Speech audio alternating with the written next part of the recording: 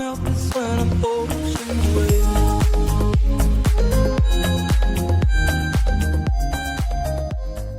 Today on Nova Legends podcast, actually tonight on Nova Legends podcast, I have Madison Coach Kevin Roller, whose Warhawks are in the state quarterfinals against Hayfield, a very easy task. Kevin's a guy I coached with many years ago, and I was a summer league coach when he was on the Marshall staff. I don't think we've talked much over the years, but Coach, it's good to see you. Nice to see you too. Thanks for the opportunity here. Of course. Well, first of all, Coach, what is rollerball? I've been hearing about this rollerball. There's a special brand of basketball that Madison plays. What exactly is rollerball? I'm going to be honest. I'm not exactly sure. I hope when people refer to it, if it's my former players or the guys that play for me, it's how we play as a group. We run once we get into our offense, it's positionless. It's 5 guys. It's all playing for each other. Figuring out what's the best opportunity for each possession. That's our goal by the end of the year, is that we play hard, we play smart, but more important than everything else, it's playing together and hoping that I've always got good players, but hoping that by that way, it's the good old, the sum is greater, the whole is greater than the sum of the parts. You always need the parts. And so I'm hoping when people talk about that and my teams talk about that, it's how they've been able to play together, start with some pretty good players and end up with a better full-on group at the end of the season. Yeah, well, you do a terrific job, and I think you've done a great job. This team is very different than last year. You had a very ball-dominant player, and Bo Kublank, and Bo graduated after winning lots of games on last-second shots and having a great career. And you enter Wyatt Norton, a tremendous 6'7", 6'8" prospect, a post player, but very active. He can go outside and shoot the threes. And one of I think the most promising prospects in the area, I think he's tremendous, and I think we're just kind of scratching the surfaces on him. Is Miles Franklin. So tell us about those two guys. Yep, Miles was one of my players from last year. I mean, you commented the team being different than last year. It can't be much more different. It's pretty much night and day, and that's always the interesting part of being a public high school coach, where you're not recruiting. You can't find the next 6'8" kid. Maybe he's in your school, maybe he's not. And so I went from last year making the region semis and being one shot away from the region finals and being in the state tournament last year with 3 5'10" guards. We shot threes we shot threes. We took probably 26 a game. And then even after that, I had a 6'1" Colin Sullender who shot threes. And so I go from this year where I don't have a starter under 6 feet tall. And Miles and Joey and Jack Kaminsky were the primary guys with minutes last year. Jack spent most of the season hurt though. And so this year it's a all new starting 5, a whole new group playing a much different style. Miles made a massive jump. I mean, and just, it's what you love to see as a coach from a young, everyone will comment, from crazy hairdo last year and like rail thin, and he's added on a couple inches. He's gotten stronger, more explosive. I knew he'd have a good year coming from last year, that I think he was going to emerge into a 15-point a game scorer, not this fast. But he's also been a heck of an on-ball defender. So he's made a huge jump. And then obviously the addition of Wyatt Norton, who I've known the family for going on 15 years. I think I actually coached Wyatt. I think I coached Wyatt. I just have to remember whether it was 4th or 5th grade AAU, going way back. And so having those 2 cornerstones, and then being able to build around it with Jack Kaminsky healthy this year. The emergence of Joey Chalabi as a full-on point guard. Last year, he was my do-everything kid off the bench. And he had to step into a role, and he's been our primary one the whole season. And you then surround them with seniors who were all role players last year and kids coming up from the JV. So it's been an exciting challenge, because I didn't return any starters. And so it was building whole new roles within the same construct that we've always played, but figuring out how to tweak things to fit their skill sets and individually and collectively. So yeah, we're a very different team and we look different on the floor, even though we do a lot of the same types of things. Yeah. Well, I saw the opener against Marshall, and it's just amazing. Then I saw you play against Marshall in a tremendous regional semi game, and that's the all-in game. Yep. That's the game. If you win, you're assured of a state tournament berth. If you lose, you're going home. Amazing environment that day. It was a packed house. I mean, it was just, you couldn't ask for a better game. We had some great officials, and you guys won a really nice game. And I really saw the growth in your team from the first time you played Marshall. From this time, your guard play was much more confident and self-assured. Yep. And I think a lot of that was the fact that Bo had done so much the year before, and you had a whole season with a new group of players. And it was clear to me that they had really caught on to what you were doing. Absolutely. And the big thing for us as the season's gone along is how much better we've gotten defensively. I mean, last year, because we had no size, we did one thing with an occasional changeup, but last year we settled into being a 2-3 zone team. Before last year, I'd never played a possession of 2-3 zone. And so this year's team, we tried early on in the season, can we be a pressing team? And the answer was not game in and game out. Against certain teams, certain matchups, certain teams gave us real problems in man-to-man.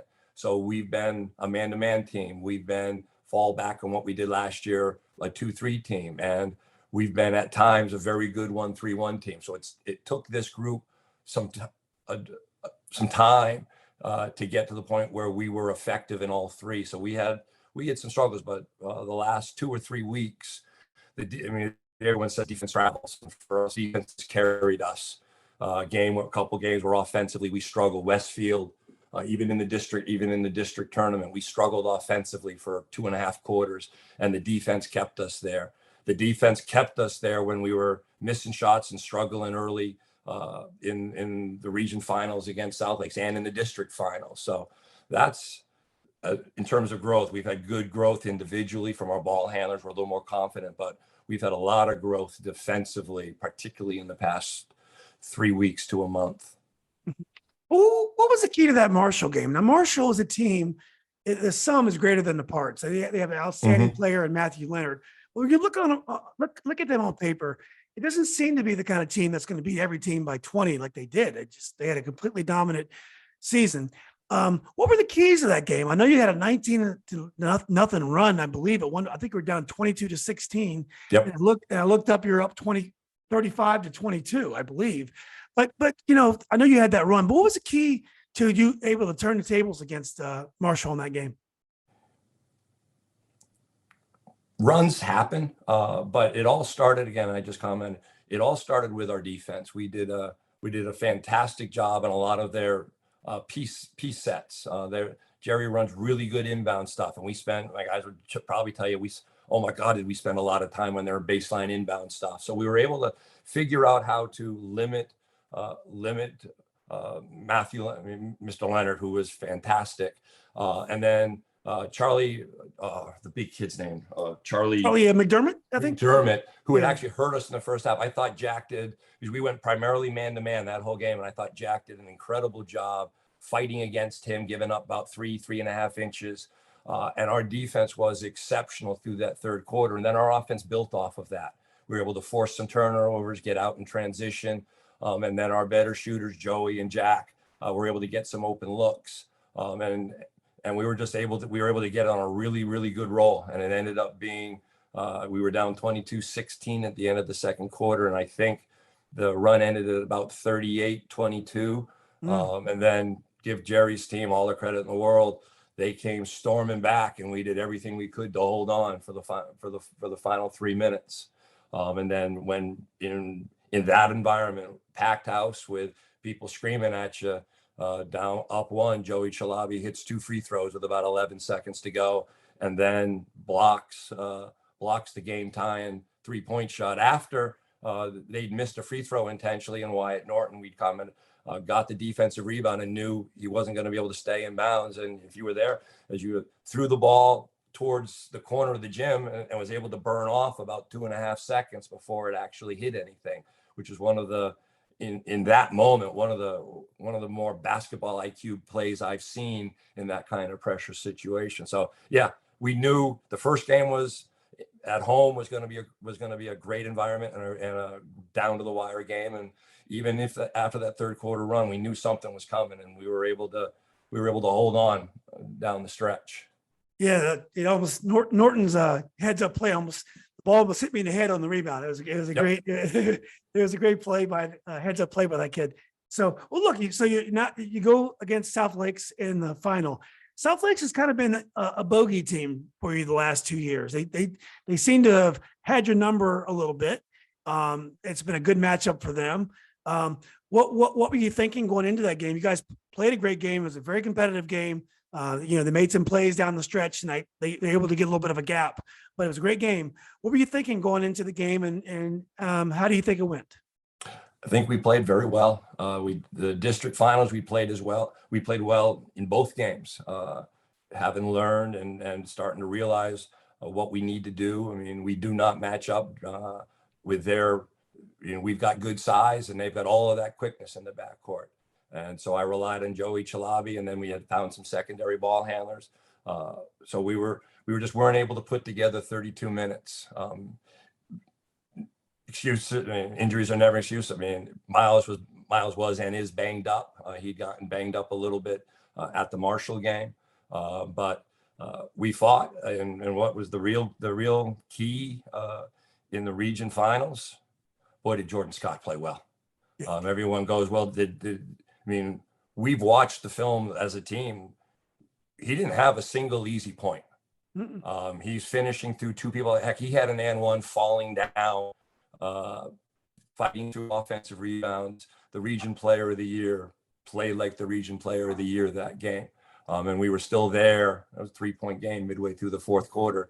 And then we just don't have, when we had to start to really chase them, both of the last two games when we've had to chase, we've just not been able to trap them and do the kinds of things when you're down 5 with 2 minutes to go and you need to change gears. And that's where they are really, really hard to play in that situation. But I thought we played exceptionally well. And again, the defense carried us. I mean, we missed multiple good looks in the first quarter, but we looked up and it was still only 11-6. And then it was 24-24. So, but at the end of the day, Jordan Scott was outstanding.